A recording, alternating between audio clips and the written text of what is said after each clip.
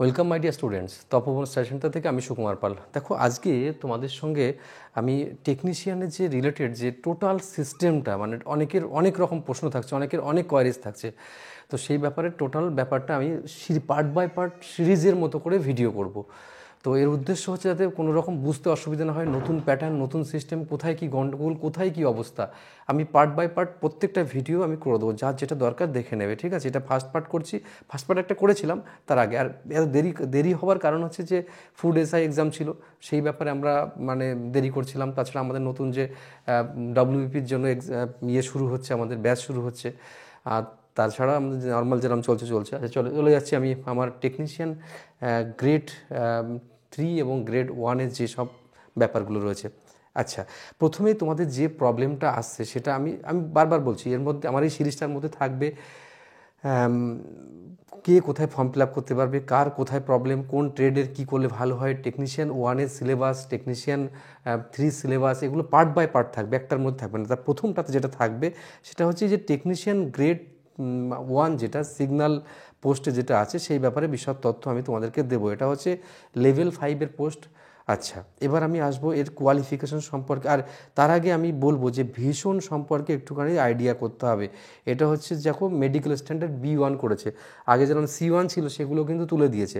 তো B1 তোমরা জানো, যাদের মানে 6/6 নেই বা গ্লাস পড়ে যারা 6/6, তারা কিন্তু B1-এর আওতায় পড়বে। এগুলো ডাক্তারের কাছে গেলে যে সিস্টেম আছে ওই সিস্টেমে তোমরা যদি কেউ বুঝতে চাও তোমার আছে কি না, তাহলে দেখবে মেডিকেল যে প্রেসক্রাইব আছে, আমাদের এখানে অ্যানেক্সার আছে, ওই অ্যানেক্সারটা নিয়ে তুমি ডাক্তারবাবুর কাছে গিয়ে বলবে আমার মেডিকেল ম্যাচ করছে কিনা। অন্য কারোর মতামত শোনার তোমার কোনো দরকার নেই। তাহলে ওই পয়েন্টটা গেল। এবার কোয়ালিফিকেশন নিয়ে আমি একবার সমস্যা মিটিয়ে দিচ্ছি।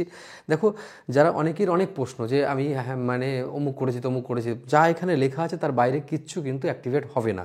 দেখো, ফিজিক্স আর ইলেকট্রনিক্স, কম্পিউটার সায়েন্স এবং ইনফরমেশন টেকনোলজি, এই সমস্ত নিয়ে যারা গ্র্যাজুয়েশন করেছে তারা কিন্তু এর ফর্ম ফিল আপ করতে পারবে। আর বিএসসি কম্বিনেশনে সাব স্ট্রিম যদি থাকে এই সব বিষয়গুলোর উপরে, তাহলেও সে করতে পারবে। মনে করো কেউ ম্যাথে অনার্স, তার ফিজিক্স রয়েছে, মনে করো কেউ ফিজিক্সে অনার্স, কোনো মনে করো কারোর মানে পিওর সায়েন্স, সেও কিন্তু পারবে করতে, মানে ফিজিক্স কেমিস্ট্রি ম্যাথ যারা আছে, ঠিক আছে? এই রকম ব্যাপার, ওটা বোঝা গেল। আর 3 বছরের ডিপ্লোমা থাকতে হবে কার উপরে না, ওই যে বিষয়গুলো আছে, এই যে মনে করো ফিজিক্সের ডিপ্লোমা তো হয় না, ইলেকট্রনিক্সে, কম্পিউটার সায়েন্সে, ইনফরমেশন টেকনোলজি, ইনস্ট্রুমেন্টেশন, এইসবের উপর ডিপ্লোমা থাকলে হবে, ওই বিষয়গুলোর উপর ডিগ্রি থাকলে হবে। তাহলে সমস্যা মিটেছে। এবার কেউ আবার বলবে যে স্যার আমার বায়োলজি ছিল, কেমিস্ট্রি ছিল, আর হচ্ছে ম্যাথ ছিল, তার কিন্তু হবে না, ঠিক আছে? বুঝে নাও ব্যাপারটা। এবার আমরা আসব যে এবার তারপরে দেখো কোয়ালিফিকেশন আমি চর্চা করব গ্রেড 3, যেটা গ্রেড 3-তে এটা হচ্ছে তোমরা জানো টেকনিশিয়ান 3 এটা। তো এখানে আমি একটা বোঝালে সবগুলো বুঝে যাবে। অনেকের অনেক রকম প্রশ্ন, স্যার আমার টার্নার ট্রেড, তাহলে কি আমি যেখানে মেশিনিস্ট চেয়েছে সেখানে ফর্ম ফিল আপ করতে পারবো, যেখানে ফিটার চেয়েছে সেখানে? আমরা তো পড়েছি স্যার, মানে টার্নার পড়ার সময় অনেক কিছু পড়েছি। বাবুরে, ওই রকম কোনো কাজে লাগবে না, কারণ এখানে যেসব ট্রেডগুলো ল্যান্ডমার্ক করে দিয়েছে সেইগুলোই মানে একমাত্র ওই পোস্টের জন্য যোগ্য। আমি একটা দুটো উদাহরণ যদি তোমাকে দিই, মনে করো টেকনিশিয়ান 3 ব্ল্যাক স্মিথে কারা কারা ফর্ম ফিল আপের যোগ্য। দেখো, এখানে ফর্ম ফিল আপ করতে পারবে ফোরজার এবং হিট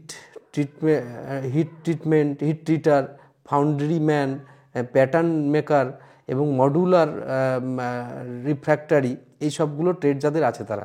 আর একটা কথা অনেকেই বুঝতে পারছে না, সেটা হচ্ছে যে matriculation, SLSC plus course completed apprenticeship act. আমি তোমাদেরকে অনেক বলেছি, রেল থেকে অ্যাপ্রেন্টিসশিপ মোটামুটি যারা করছো তাদের তো আইটিআই লাগে, উইদাউট আইটিআই রেলে অ্যাপ্রেন্টিসশিপ হয় না বলা ভুল, একটা পোস্ট আছে সেটা রেলের জামাই বলে, সেটা হচ্ছে তোমার হচ্ছে স্পেশাল ক্লাস রেগুলার অ্যাপ্রেন্টিস, তারা তো আর এখানে ফর্ম ফিল আপ করবে না।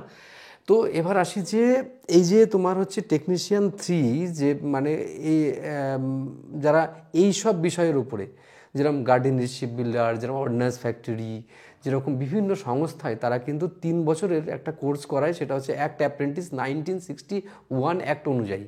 তারা কিন্তু এই কোর্সে ফর্ম ফিল আপের যোগ্য, তাদের আইটিআই না থাকলেও চলবে। শুধু রেল থেকে নয়, রেলে তো ফ্রেশার অ্যাপ্রেন্টিস হয় না। ওকে, তাহলে আমার কথা বুঝেছো? তাহলে এইবার তোমরা নিজেরা সব পড়বে। আমি একটা দিয়ে বোঝানোর উদ্দেশ্য যে টোটাল ঘটনাটা তোমাকে ক্লারিফাই করা, যা তোমাকে অনেকেই ক্লারিফাই করবে না, কারণ তারা জানে না ব্যাপারটা, তারা বলে দেবে যে এটা করো। আমি যেরকম আর একটা যদি তোমাকে বলি, এখানে পরেরটাই যেমন আছে, এটা মনে করো টেকনিশিয়ান গ্রেড 3 ব্রিজ তাহলে কাদের কাদের যোগ্য দেখো, ম্যাট্রিকুলেশন ম্যাট্রিকুলেশনের সাথে আইটিআই থাকতে হবে, ফিটার এবং ফিটার স্ট্রাকচারাল ওয়েল্ডার, তার মানে ওয়েল্ডাররাই পাবে এবং ফিটার স্ট্রাকচারাল পারবে, আর হচ্ছে ফিটাররাই ফর্ম ফিল আপ করতে পারবে। এবার যদি বলে স্যার মেশিনিস্টরা এখানে করতে পারবে, একদম না, পারবে না। এবার তুমি যদি করো, তুমি যখন করতে যাবে তখন দেখবে তোমার অ্যাকসেপ্ট হচ্ছে না ওই পোস্টের জন্য। এবার আরেকটা কথা সব থেকে ইম্পর্ট্যান্ট, যেটা হচ্ছে মনে করো তুমি পারবে কি না পারবে অত কথাই তোমার যাওয়ার দরকার নেই। যখন তুমি ফর্ম ফিল আপ করবে, তখন তুমি যখনই মানে তোমার কোয়ালিফিকেশন পুট করবে না, তখন তুমি কিন্তু অবশ্যই বুঝে যাবে যে পুট যখন করবে কোয়ালিফিকেশন, তখন তুমি অবশ্যই বুঝে যাবে যে তোমার কিন্তু কোন কোন ক্যাটেগরির জন্য তুমি যোগ্য। বোঝা গেল? এবার আমি আর একটা উদাহরণ দিচ্ছি, এই প্রত্যেকটা কথা কিন্তু খুব মন দিয়ে শোনো, আমি আর বাকিগুলো চর্চা করলাম না চর্চা, আমি লাস্টের দিকে একটা চর্চা করে দিই। চলো, এটা মনে করো ইলেকট্রিক্যাল টেকনিশিয়ান গ্রেড 3 ইলেকট্রিক্যাল। এখানে দেখো বাবু, এখানে ম্যাট্রিকুলেশন যে trade of electrician, wireman, electronics mechanic বা মেকানিক পাওয়ার ইলেকট্রনিক্স বা মেশিনিস্ট বা এরা যদি থাকে ফর্ম ফিল আপ করবো যোগ্য, বা ফিটার, ওয়েল্ডার মানে পেইন্টার জেনারেল বা মেশিনিস্ট বা কার্পেন্টার, এরা কিন্তু যোগ্য। এইবার এখানে এবার মজাটা, তোমরা অনেকেই জিনিসটা বুঝতে পারছো না, সেটা হচ্ছে স্যার এই যে একজন ফিটার সে অনেক জায়গায় ফর্ম ফিল আপ করতে পারছে, এই যে ইলেকট্রিশিয়ান অনেক জায়গায় ফর্ম ফিল আপ করতে পারছে, এটাই তো মজা বাবু। আমি দেখবে যখন আইটিআইয়ের বেস্ট ট্রেড বলেছিলাম, তখন কিন্তু ওরকম লিস্ট করে দিয়েছিলাম 5টা ট্রেড, যে ফিটার ইলেকট্রিশিয়ানের নাম করে ট্রেড লিস্ট কেন করেছিলাম, কারণ এইসব ট্রেডগুলো সর্বঘাটের কাঠালি কলা, সব জায়গায় লাগে।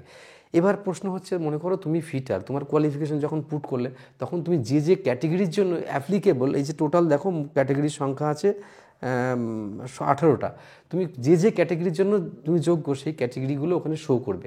আর যখন শো করবে তখন তুমি চয়েস করবে, কিন্তু এখানে কিন্তু নোট অফ ইন্টারগেশন খুব ভালো করে বোঝো ব্যাপারটা, তখন তুমি চয়েস করবে, চয়েস যদি না করো তাহলে তুমি ওই একটা ক্যাটেগরির জন্যই কিন্তু সিলেক্টেড হবে। আর বোঝা গেল তো ব্যাপারটা? চয়েস করতে হবে, তো চয়েস করাটা মাস্ট। তো তুমি যদি মনে করো 18 নম্বর আগে দিতে পারো 18 নম্বর, 10 নম্বর পরে দিতে পারবো, 2 নম্বর পরে দিতে পারো। একজন ফিটার দেখা গেলো 7টা ক্যাটেগরির জন্য করতে পারলো, যদি তোমার সিট থাকে, তাহলে সেই 7টা ক্যাটেগরিতে ওরকম সে চয়েস অনুযায়ী প্রেফারেন্স করতে পারবে। আশা করি বোঝা গেল। আচ্ছা, এটা বুঝতে কোনো অসুবিধা রইল না। এবার মনে করো কারোর পেইন্টার ট্রেড, তাহলে পেইন্টার সে একটা জায়গায় সুযোগ পাচ্ছে, মনে করো ওকে টার্নার ট্রেড, সে একটা জায়গায় সুযোগ পাচ্ছে। আশা করি বোঝা গেল। এবার আসি আর একটা কথা, যেটা গ্রেড 1 যারা, এবার মনে করো গ্রেড 1 এবং গ্রেড 3, তুমি মনে করো ফিটার আছে, তোমার মনে করো ওদিকে আবার বিটেক রয়েছে ইলেকট্রনিক্সে, তাহলে তুমি কি করবে, তুমি গ্রেড 1এও কিন্তু সুযোগ পাবে পরীক্ষা দেওয়ার, আবার তুমি গ্রেড 3তেও সুযোগ পাবে। তোমার দুটো আলাদা আলাদা ফর্ম ফিল আপ করতে হবে, এক জায়গায় ফর্ম ফিল আপ করলে হবে না। ঠিক আছে? ওখানে আরেকটা কথা মিস করেছি আমি, যেটা হচ্ছে এক থেকে 18টা অবধি যে মানে আছে জায়গা, সেখানে কিন্তু মানে এই 1 নম্বরটা বাদ দিয়ে বাকি 2 থেকে 18 অবধি তোমরা মানে চয়েসগুলো ফিল করাতে পারো, যে তোর কোয়ালিফিকেশন ম্যাচ করে যায়। আর 1 নম্বরের জন্য আলাদা তোমার দরখাস্ত করতে হবে, সেটা তুমি একই আরআরবিতে করতে পারো বা আলাদা আরআরবিতে করতে পারো। আশা করি আমার প্রিয় স্টুডেন্ট, তোমরা এই টোটাল ব্যাপারটার কনফিউশন কেটে গেছে তোমাদের। আর যদি কোনো কোশ্চেন থাকে, যদি কোনো ডাউট থাকে, একদম কমেন্ট বক্সে ভরপুর লিখবে। আশা করি বুঝতে পেরেছো। এরপরে মানে এর সিরিজ নিয়ে আসছি পার্ট বাই পার্ট, যাতে পুরো ক্লিয়ার হয় ব্যাপারটা। এবার এর পরের ভিডিওটাতে আমি রাখবো টেকনিশিয়ান গ্রেড 3-র সিলেবাস, পরীক্ষার কাঠামো এবং প্রস্তুতির ধরন প্রত্যেকটা রাখবো। তারপরের সিরিজে থাকবে আমার টেকনিশিয়ান গ্রেড 3 সম্পর্কে। তারপর আস্তে আস্তে প্রিপারেশান স্ট্র্যাটেজি নিয়ে শুরু হবে। তারপর আমি লাগাতার কিছু ক্লাস প্রোভাইড অবশ্যই করব তোমাদের জন্য। ওকে, বেস্ট অফ লাক, ভালো থেকো তোমরা। পরবর্তী সিরিজের পরের পার্টের জন্য ওয়েট করো, আর যত পারো কমেন্ট করো, তোমাদের যত যা জানার আছে। ওকে, বেস্ট অফ লাক, ভালো থেকো তোমরা।